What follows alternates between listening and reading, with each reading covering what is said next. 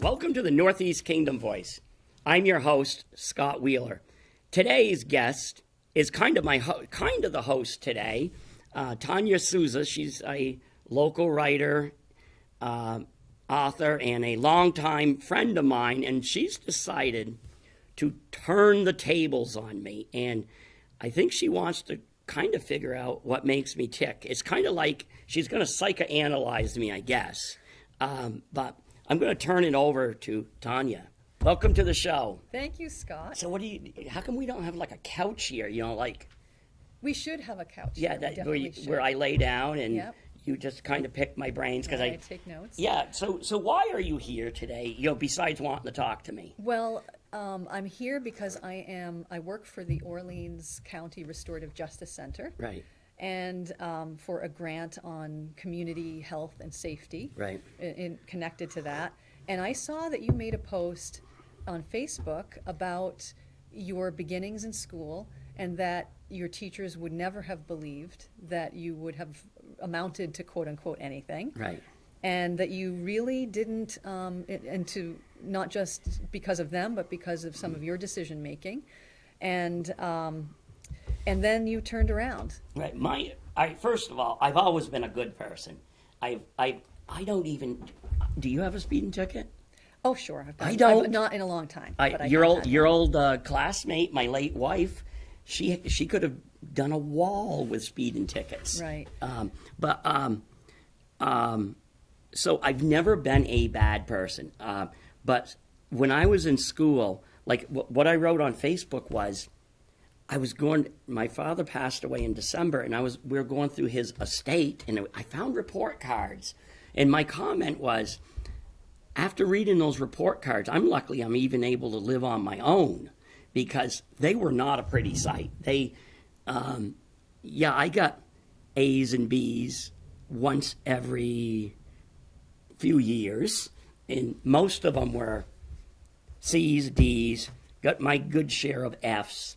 And so I was looking at that, and I said, wow, that's some different.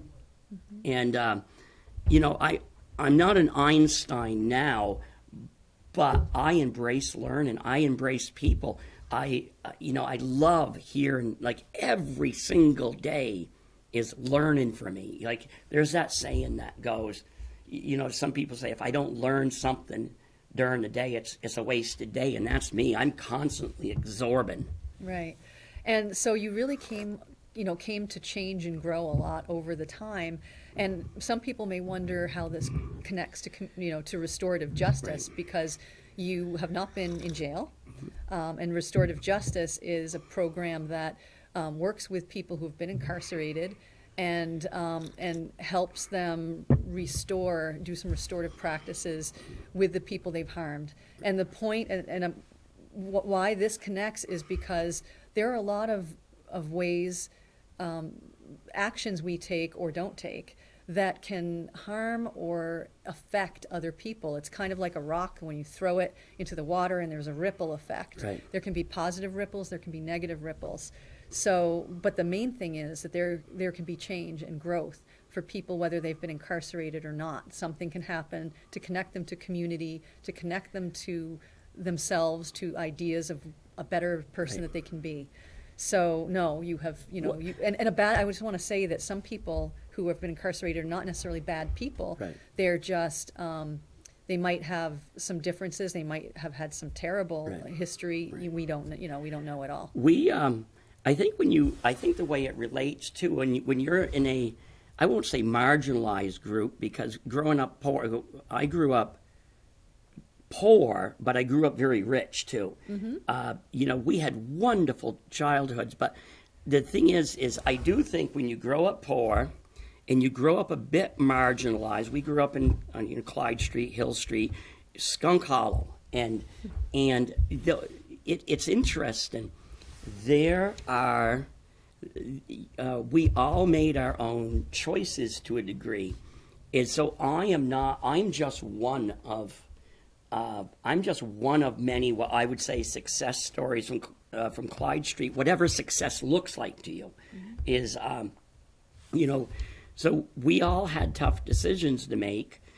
Some of us are still, there's at least one of us, it's still 25, 30 years later, still in prison. Right. But then there's other ones who, at least one who's a multi-millionaire philanthropist. But there's so many success stories. But as I said, success is not, like being a millionaire might be one view of success. But then my best man in my wedding, Dan Collins, he works for the city of Newport. He owns a bait shop. As Dan says, he is absolutely living the dream, having his bait shop. He has experienced as much success as I have. Right. Just in a Understood. different way. Exactly. Now, you obviously, when you made changes and when you grew in your academic, Right. and your life learning type of attitude, some of it must have been individual, because certainly with its restorative justice or just any experience, some of that desire to grow and be better, so to speak, needs to come from inside of you. Right. You have to decide that, and then some of it is external factors that help. What was your experience? I think when you grow up in a relatively sheltered area, like I grew up, fairly sheltered here, but you can grow up inner city too and still live a sheltered life. But around here, your vision for the future is not really clear, because there's not a lot of opportunity, or you're not exposed to you're not really exposed to things. But one of the things that I think with myself, I had, when I was in junior high, it started becoming clearer to me. I had this great principal, and he really was great. And I don't know if he realized what a defining thing he did to my life, because I think he made a very poor decision. I realized that if you didn't speak for yourself, nobody else was going to. Those of us in Skunk Hollow used to take off the opening day of fishing season one day with parental permission. And one year, those of us, we got after-school detention for taking, and I remember the first time I ever spoke up was when they said, no, that's not a good excuse. And I remember saying, what about the people who go to Disney World, for a week vacation right during the school year? He says, that's different. Wow. In other words, that was different because they had money. And so this principal is a really good man. And I believe he was just passing the buck down. Yeah. And so that was my first taste of saying, you are less than. Right. And then fast forward. I know I told you, rein me in. Fast forward, I didn't say boo in high school. Yes, anybody who knows me, I probably think that's a piece of fiction, because I did not say boo. I was a runner. I was good at it, but I didn't say hardly boo. Thinking about public speaking was enough to make me want to puke on my feet. I would take off a day of class, so I did not have to do public speaking. Graduated, middle of my class, somewhere around there. Had kids. Kids. Penny and I had our kids. I think we were 19 and 20 when we had twins. And to make a long story short, we had this doctor who kind of made it quite clear that we were less than, once again, that because here we were twins, and believe it or not, I had hair that I could comb down to here. But we had this doctor who really wouldn't listen to Penny when Penny brought concerns.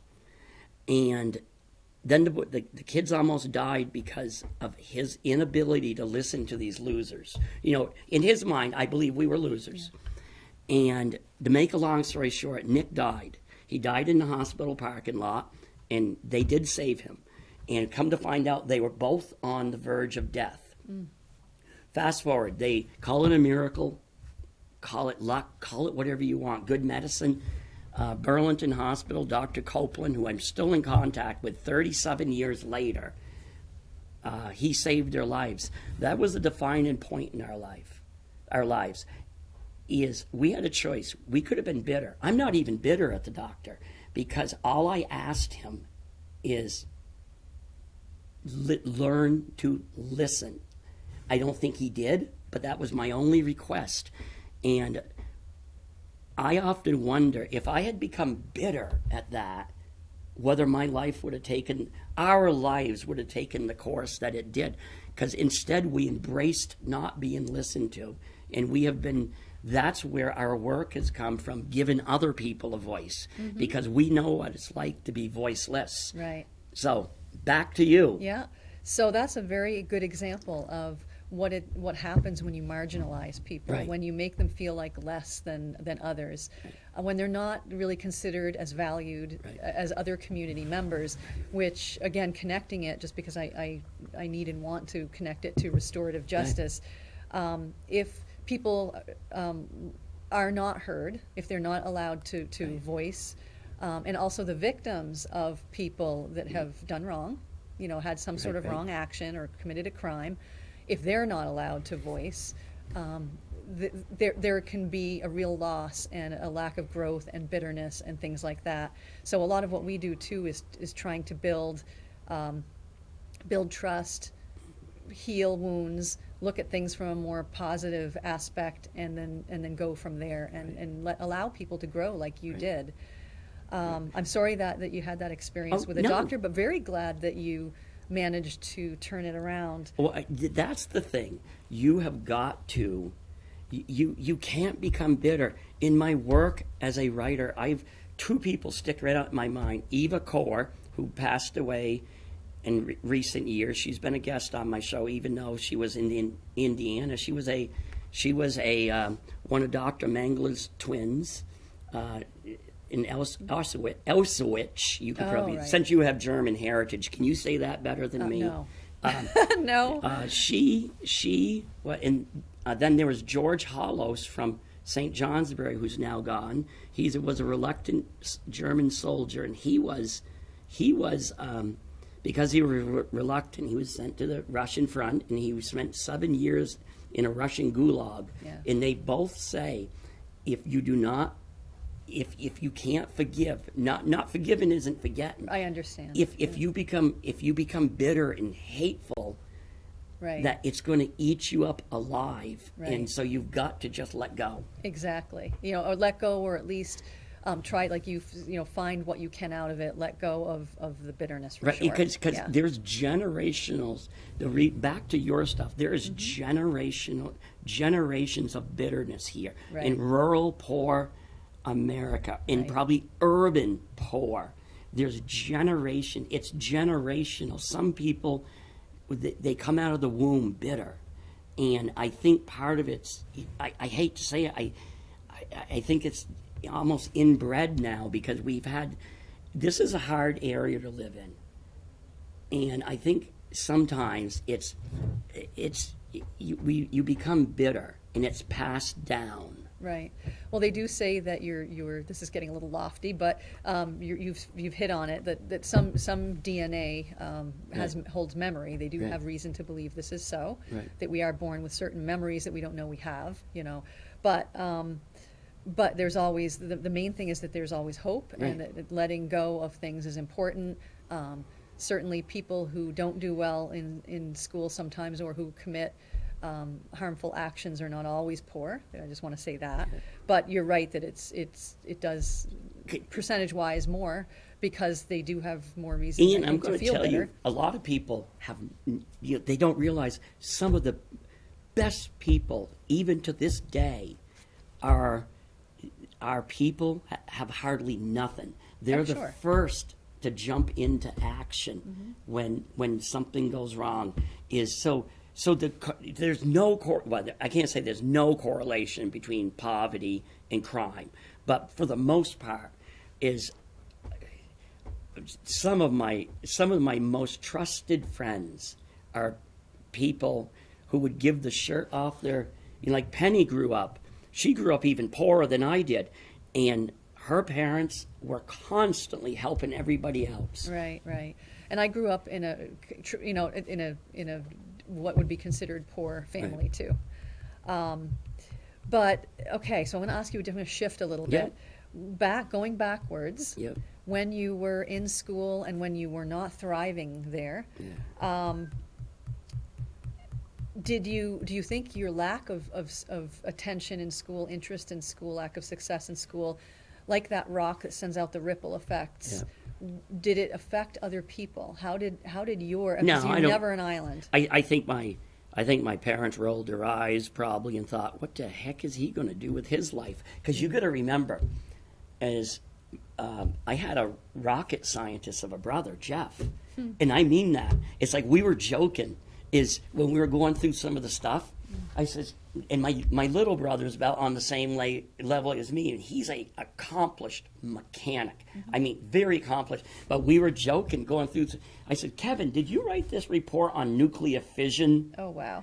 And no, I said, yep, Jeff here, because he got all the brain power for that kind of learning. Now, granted, Kevin and I were blessed in many other ways where he lacked in, but certainly when it came to IQ, he got it all. He used up all of my mother's genetics there for IQ, but So you don't think that other than your parents rolling your eyes, you don't think that it affected people around you? No, I don't think so, because I wasn't a bad kid. I didn't act up. Right. I didn't say boo. Right. And so in my case, I don't think it did. But can I interrupt you? May I? Yeah. I'm sorry. Just working in a school system, as I did as a guidance counselor for years and years, there are things that kids don't know are going on behind the scenes. Yeah. For example, if grades or scores on tests are not high enough, that's true. it reflects on the school, and true. it affects grant money that you might get. Yeah. It affects the teacher's sometimes performance evaluation. So you may not have been aware of the way, true. and I think that's what happens with a lot of people, when they do or don't do something that results in, whether it's a small harm or it's a large harm like a crime. They don't think about, and it's very easy not to. Why would you, especially as a child, how that behavior is rippling out and affecting a lot of other people and systems. Right. So not little you, but at the time you were little, you actually had a lot of power by not doing. Oh, that's true. That's true. And you know what? I think part of it is I had no vision. I didn't know where these, like, I even look back over some of my work, and some of the work was actually really good. But the thing is, I'm not a teacher. My daughter has her education degree, but I think sometimes throughout the years, there's been different trends, and sometimes they major in the minors. Like, even my write-in, I look at my write-in from high school, and I was actually a pretty good writer, except for the little things like grammar and that but the thing is, and those are important things. Right, I understand. But the overall picture was I was actually pretty good, but my grades did not reflect that. Right. And so it wasn't that I will tell you one thing though that I can't do, no matter what. I cannot do math. Ever since Penny's now been gone for 6 months, and one of my sons picked up all my business and my house taxes and everything, I have even using a calculator, because if I get a pile of bills, I'll calculate it. I've only got it once right. That's how bad I am with numbers. Yeah, I hear you. But on the other hand, if you want me to do your obituary, I can write You're a my meter. guy. Yeah, to do the obituary, I'll remember that. Yeah. But no, we need to also find like where everybody's learning style is different, and we also need to find out what we're good at. I grew up with my father being big into history. Big in I used to call it junk. It was antiques.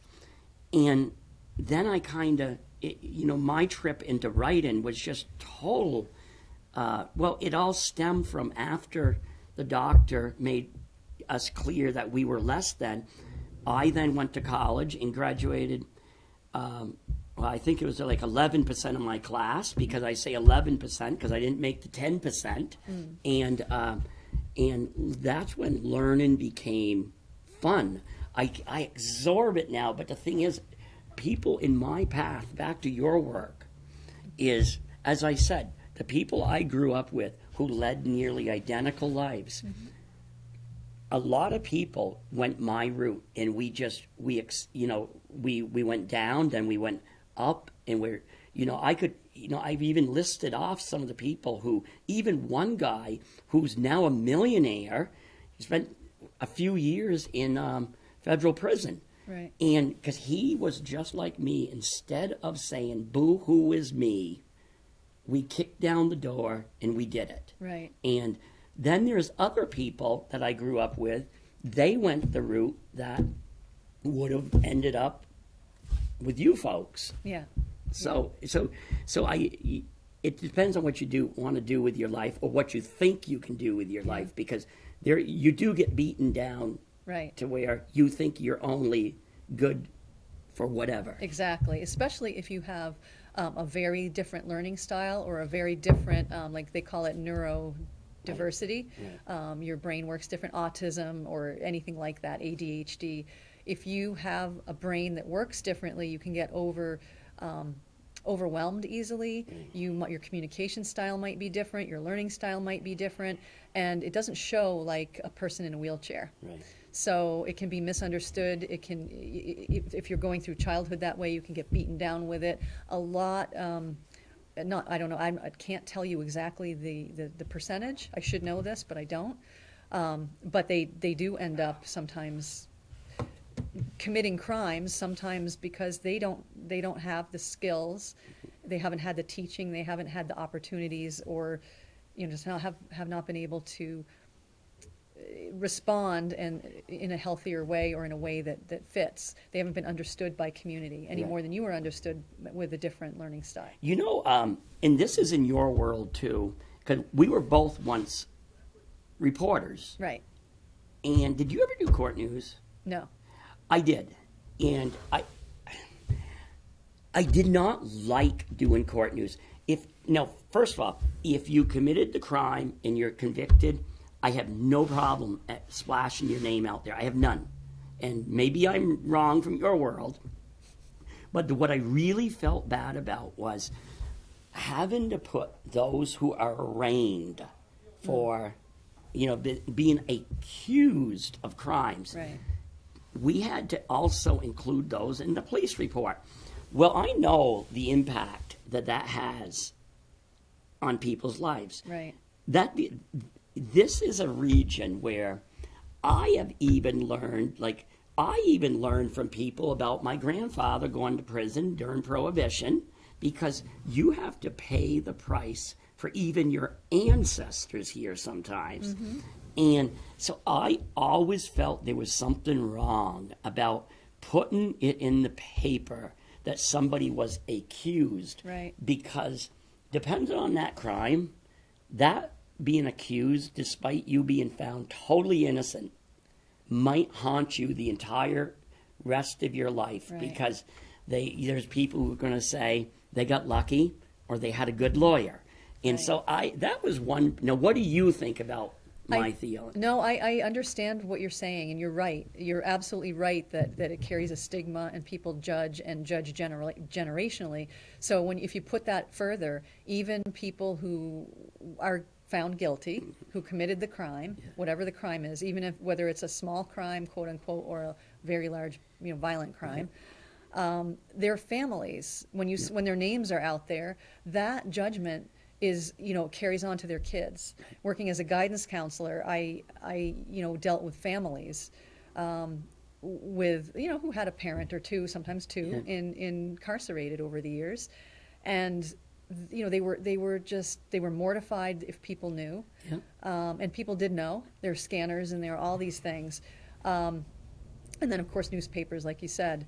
So, there's this judgment that regardless of what the crime was and what that person has done, the wife, husband, girlfriend, boyfriend, whatever the case is, and the children have to carry that if there are children. Absolutely. So this is another reason why I believe strongly in restorative justice and why I work for them, is because, first of all, What do they do? well, they work with, so if, let's say you did Right. go to jail. Okay, you committed some crime, you went to jail, you're out now. If you will have the opportunity to come to a place like the Restorative Justice Center, Right. and work with like a COSA team or a team of people, and who works with the victim over here, or victims of the crime, and works with you.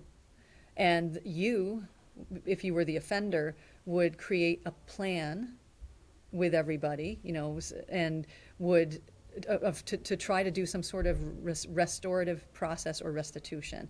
So the victim gets to guide that, Right. what they think they need to have healing, and then you have the opportunity to do that.